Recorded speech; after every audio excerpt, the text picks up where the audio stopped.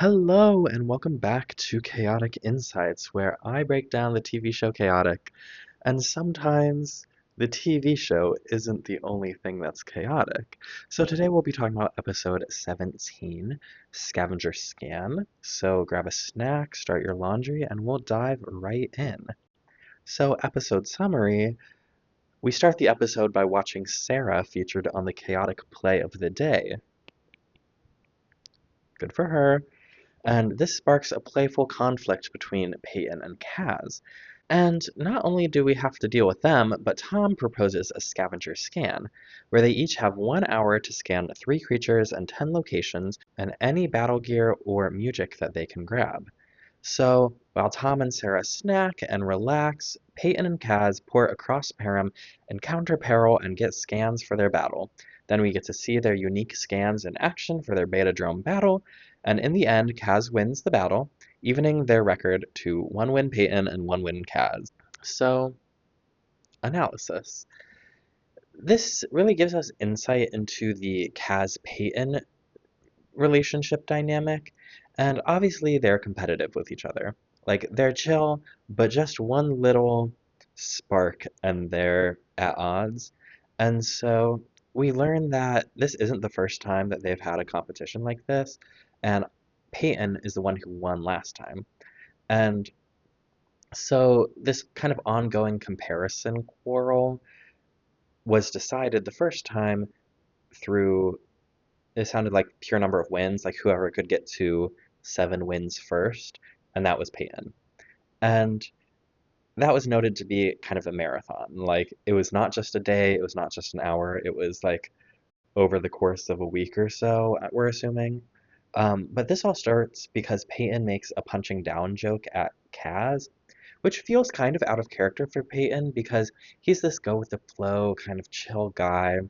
And he doesn't really make punching down jokes, but I think that shows us that Peyton feels comfortable enough with Kaz to tease him, and Peyton's security in their relationship is strong because this joke is obviously made with love, right? Like, he's not out here just like teasing and making fun of people for the sake of teasing and making fun of people. He's built a rapport with Kaz, and so he can poke fun at him and have fun with him in a way that has a foundation of like love and trust that you can't do with a stranger. So like comparatively coming from say Christella, who has a lower threshold for these dismissive jokes, that would tell us less because it's normal for her to be dismissive and make punching down jokes. But because it's coming from Peyton, I think it gives us a little bit of information about the Peyton-Kaz relationship. Now, on the other side of that coin, we get to see a little bit of the Sarah-Tom relationship, and that's just that they're chill and platonic. You know, they just pass time together and eat some food, share a banana split. But we also see, like, Sarah's confrontationalness to some extent of she urges Tom to settle the Peyton Kaz debate because Tom's accidentally started it, or like he encouraged it. So she said, you started this, you shut it down, you know? And so we get to see that interaction too. And so, really, this episode, we get insight into these relationships one on one, opposed to them as a group in a foursome. Because, you know, people show up differently individually versus in a group. Now, this episode is set up in a way that like we don't know what a scavenger scan is. Like we have to learn what a scavenger scan is. And so we get a lot of that information through dialogue and it's explained by Tom because actually literally nobody else knows what a scavenger scan is because Tom made it up. He said, "Let's have a scavenger scan." And everybody's like, "What do you mean?" And he's like, "Well, of course you don't know because I just made it up." Okay, well, explain. So he kind of flips the expectation that we have of typically we're learning information through Tom because he's the newbie to chaotic. And this time we're learning the information with everybody else because Tom is the one delivering the information. And then there's also some dialogue there that's like posed as a question, but that's really information. Like Kaz has a line of like, "You mean we can only use the scans that we scan in this hour?" You know, and you're like, "Yes." But that's just like information that he had to say, but they posed it as a question to make it feel more natural. But that was like giving us information as an audience. And this challenge is really designed not to evaluate your battle ability first, but that's secondary to your ability to get good scans. So the scavenger scan is really a test for how well you play the game behind the game rather than how well you play the game itself in an efficient manner, right? You are how good are you at getting scans quickly and quality of scans rather than how good are you using your scans in battle. But on the flip side of that, you also need to be good at using your scans in battle, because if you have a good scan, if you're good at using a bad scan, you could win, right? So the scavenger scan kind of evens the playing field in that sense of it's not just you have to be a good player who can play with any card, you also have to have the ability to get cards. So if you have the ability to get good cards, you have more of an advantage. Or if you have the ability to make bad cards work for you, you also have that advantage. It's complicated in that way, but like it really, the way the game itself is set up kind of balances that playing field, whereas the game they played the first time, just who can get to the amount of wins first, is dependent on other factors like how many games are you playing and, the deck that you've already built. And so it's really this holistic evaluation of your ability as a chaotic player, and I think that makes it so interesting because, having a good deck, that's good, but those are like pre-existing circumstances to you entering a match, whereas they're really, they're evening the playing field. So now let's talk strategies. Um, in this scavenger scan, Kaz and Peyton take different approaches. So Kaz kind of fixates on trying to scan Kaor, but when he's missing, he goes to Hearing for help. And Kaz is so mean to Hearing, and he never fully explains the situation to Hearing. And so no wonder Hearing doesn't understand the situation Kaz is in because Kaz didn't tell him. And so Kaz is also dismissive, and especially when Hearing like offers him things, he offers powerful battle gear and the shield scan. Like he's pulling his weight, and he figures out where Kaor is in less than an hour. And like, so in a real world situation, like Hearing's really doing good. He's really being nice, and Kaz is just so mean to him, which shows how Kaz works under pressure, and that answer is poorly. But I think it's to note that like if Kaz was nice to Hearing, he would have been able to have that impressive battle gear, the like pen laser thing. Like that was pretty powerful. And that would have helped him turn the tide. And also if he explained to Hearing, hey, I only have an hour, what's the best scans you can get me? Hearing would have been able to pull up with good things rather than asking for something specific with no context. That's poor strategy. And yeah, so I think if Kaz was nice to Hearing, he would have gotten so much better cards and he would have been able to play better in the Drome. Now, Payne on the flip side, he has a much easier time just finding things. He gets music, he gets gear, because all of his Mopedian friends just like hang out in the courtyard together. So I think if he would have stuck to his original plan, he would have had an advantage. But let's circle back to that. He gets in his head and abandons this strategy. He thinks like, oh, what if Kaz is coming for the strategy I normally use? And it kind of goes to show that like we think about ourselves the most of like Kaz is not thinking about Peyton even a little bit, right? But Peyton gets in his head of like, what if Kaz has me in mind? And Kaz completely doesn't. Kaz is fixated on Kaor. But if Peyton stuck to his guns and scanned the Mopedians, not only would he be using creatures he's more comfortable with, but he would also have time to spare to maybe get battle gear. So then he would have had an advantage of having battle gear and music and cards that he liked and are comfortable with.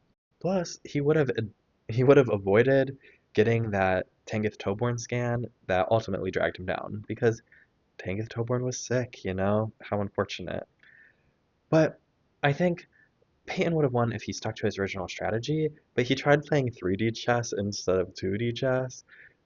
Just play chess, Don't overthink it. And so those are kind of my thoughts on the strategies that they approach. I still think Peyton is a better chaotic player, but this was a tough challenge and somebody has to flop. And it goes kind of the same for Kaz of if he wasn't so ambitious that he thought it would be so easy peasy to get a KOR scan, if he didn't fixate on that, he probably would have been able to build a better deck. And so both of them had potential, but like didn't reach their full potential. But also this is the first time that they've had a scavenger scan, and so they're testing out strategies. They haven't been able to hone their craft. And I think that if this became like a regular event, people would be able to form strategies on like what's the best way to tackle a scavenger scan. But they just went in and did it. And sometimes that's more fun. And of course, these strategies are hypotheticals, so maybe if Kaz didn't fixate on Kaor, maybe he wouldn't have had a better deck. Who's to say? You know? But those are my thoughts on that. I also want to say in the analysis section that I think plot-wise, this episode has a really clear beginning, middle, end to it. We have the beginning where Tom sets up the game. We get all this information, exposition. This is what we're doing today. These are the stakes. And then we have our middle, the scavenger scan portion, and then we have our end, the battle, right? We have kind of these three distinct spheres of story, if you will, and it's kind of crafted in a way that stories are crafted. So that's what I think about that. And on to lore. We do learn some things in this episode. So we get the chaotic play of the day, which is really just, I don't know, they used it as a hook, like immediate action, like, oh, you're hooked in, there's action, and then they're like, this is the chaotic play of the day. And so it kind of feels tagged on to the beginning, but it tells us interesting information. Like, one, there's programming on these chaotic screens that aren't just chaotic matches, right? You have your chaotic play of the day, but it also raises questions like, how do you qualify for the chaotic play of the day? Who decides what the play of the day is? Is there some kind of broadcasting team? Are there some media production people who like put this together? And it also begs the question, since there's programming that's not just the chaotic matches, what other types of programming are on these screens? Do they play old matches with commentary? Is it, you know, is there news? Is it the chaotic play of the day just over and over and over again? I don't know. But these are my questions. So we also see, this is the first time that we get any semblance of Sarah in the dromes, right? Sarah is our Scavenger Scan character. Not what? She is the Scan Quester character, right? We see her a lot in Param trying to get scans. That's kind of her expertise. And we don't really see her in the dromes battling. We get the implication that she battles, I believe, in the next episode, but like we don't see a clip from it. But in this one, we do get a clip. We get her play of the day where she's playing as a Danian. So I just think it's interesting that like we don't get a whole lot of Sarah battling content, and we never even get confirmation of what her code name is, her screen name, if you will. And so I think like because we never get that confirmation, it like goes to show how little we actually see her play in the drone. But I'm proud of my Queen Sarah nonetheless for getting that chaotic play of the day. I think she deserves it. And she's a good player, even if we don't get to see it. Now, on to the Peyton Kaz debate, circling back.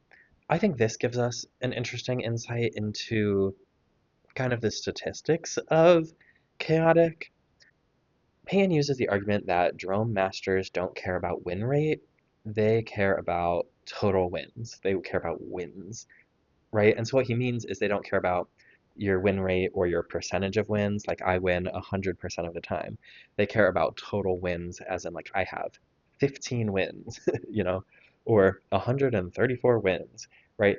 A pure number rather than wins per games. That's the distinction there.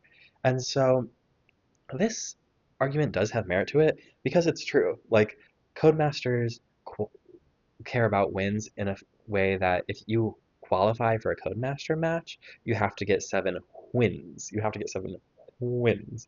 And that's true. Like, in an independent drome, you have to get 7 wins to qualify to either challenge a Codemaster or for a Codemaster to reach out to you to challenge you.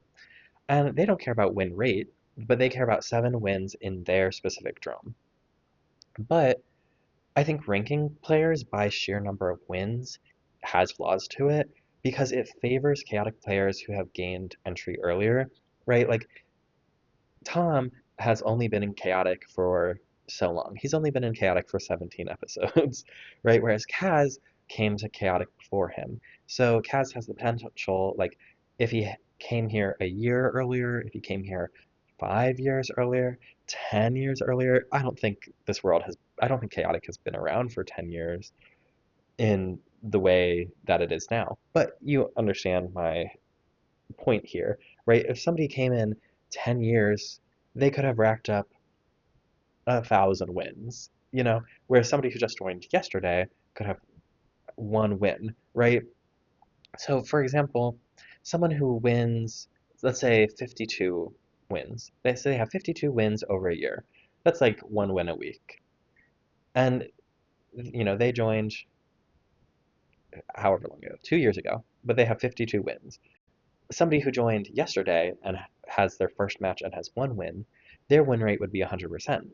But the person who has 52 wins might have a win rate of like, I don't know.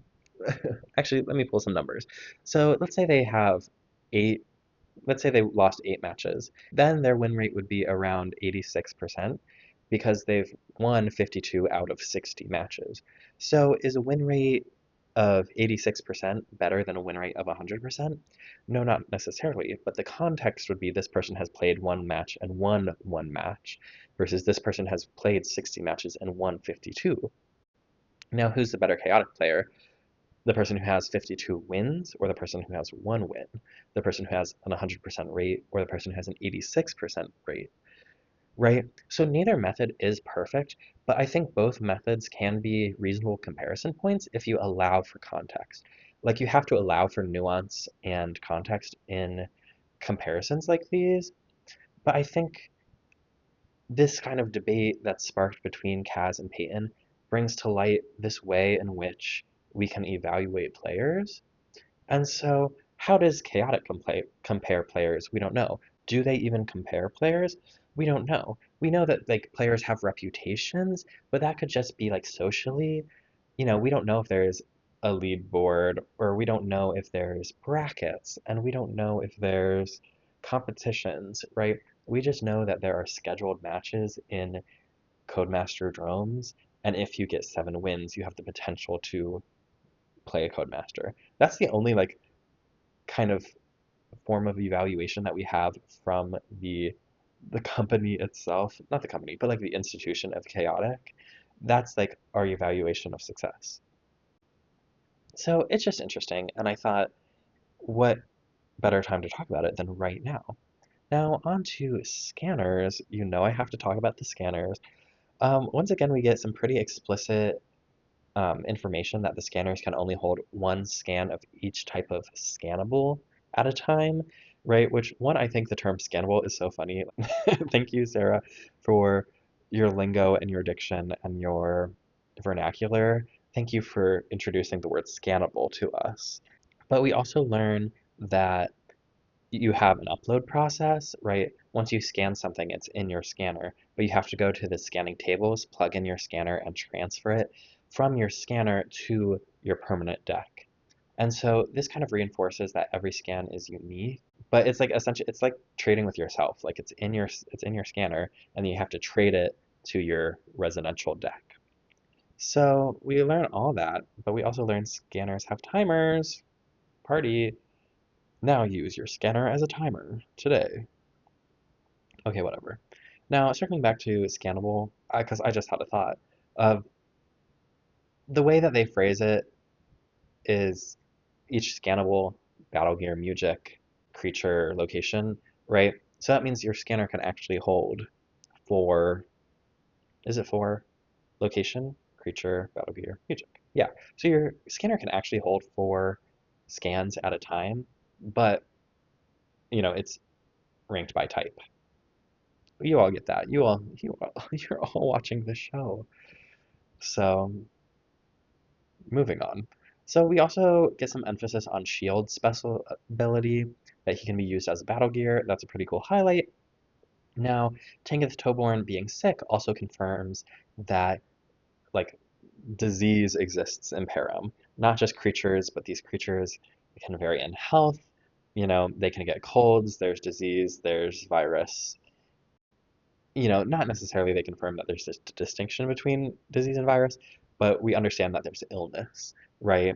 And so Tangus Toborn, he's under the weather, he's has colds. We get confirmation that this exists in Param. Moving on, what's on the menu? So um, there's lots of food in the Chaotic Courtyard. Pizza, specifically pepperoni pizza. We get nachos, we get banana splits. We know they drink milkshakes. I think it's so fun. And they haven't quite introduced like the themed meals. The Tanith Toborn, what's a food that starts with a T? Tamale. You know what I mean? They haven't quite themed their food yet, but I think every time we get a new menu item, I'm intrigued. What does it taste like? What's our quality of food? You know? And I just want to know. I just want to be there. I just want to live in this world. Can't a boy dream? But that's just some examples of the food selection in the food court that gets brought to you by the robot waiters. Now, on to fun facts and other notes.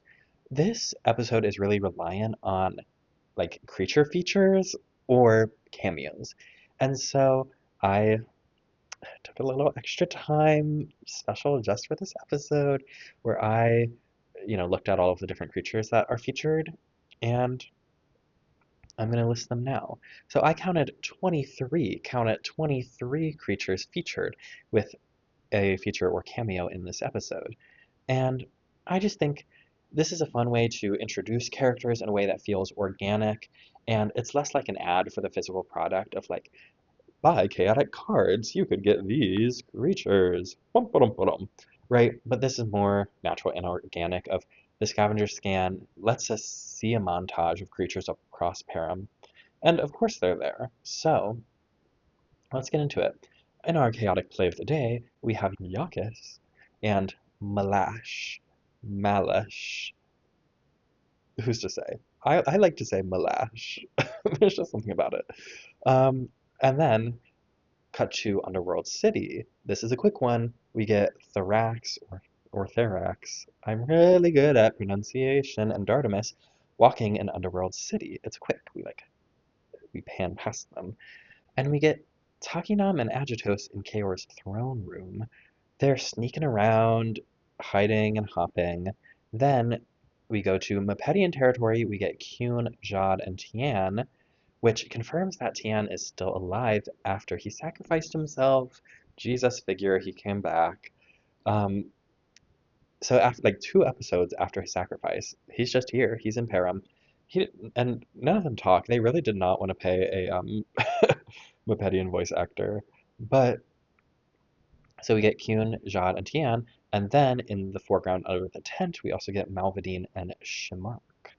Now, we also get Seattle, and he gets scanned, and this is where they hire the Mabedian voice actor.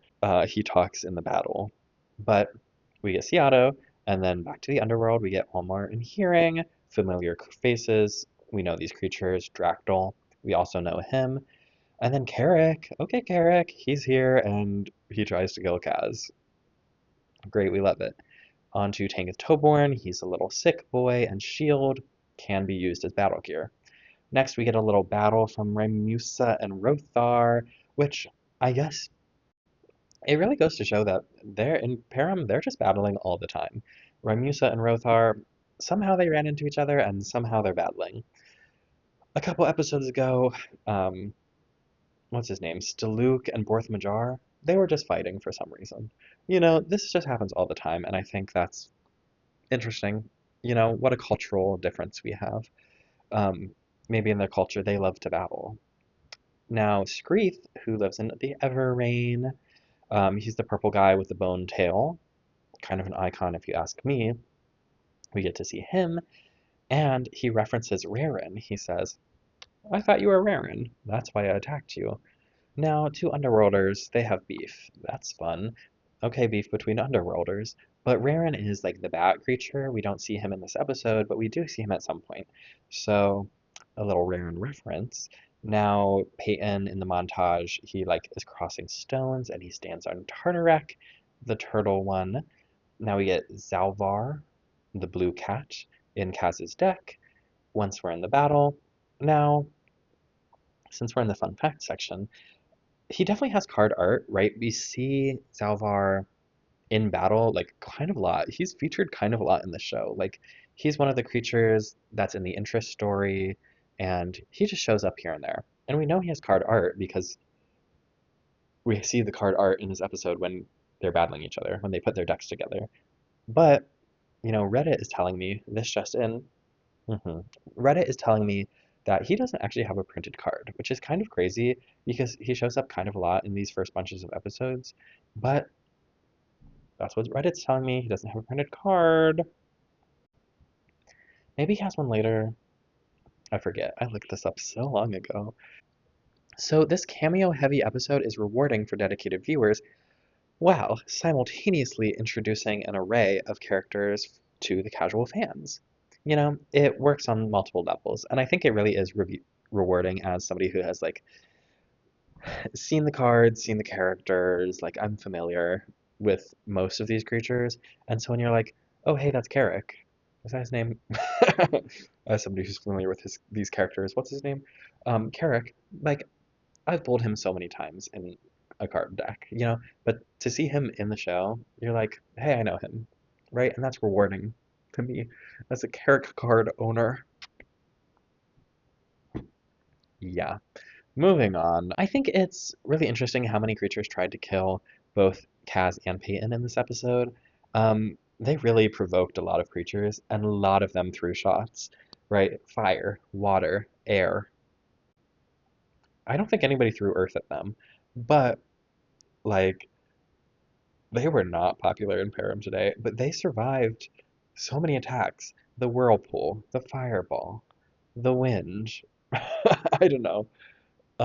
So I just wanted to note that and how strong and brave they are, and agile and quick, and witty and beautiful and strong. Shout out to Kaz and Peyton. So my final thoughts for this episode are, honestly, I love this episode. I think it's easy breezy. It's CoverGirl. This is an episode that's just fun. It has stakes, but the stakes are just fun. It's a battle between two friends, and it feels so ooh ooh yummy gummy ummy. What am I even saying? Who's to say? But it's a fun episode. It doesn't have a huge impact on an overarching story, and it's rewarding for longtime players. It has that nice story structure, beginning, middle, end, and we get good action. It's funny. I love the montage. I love seeing Tom and Sarah interact.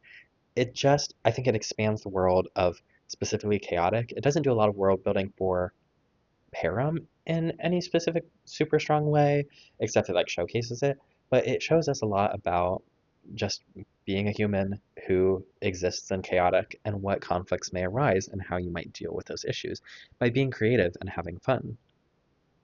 And with that, thank you for watching this beautiful episode.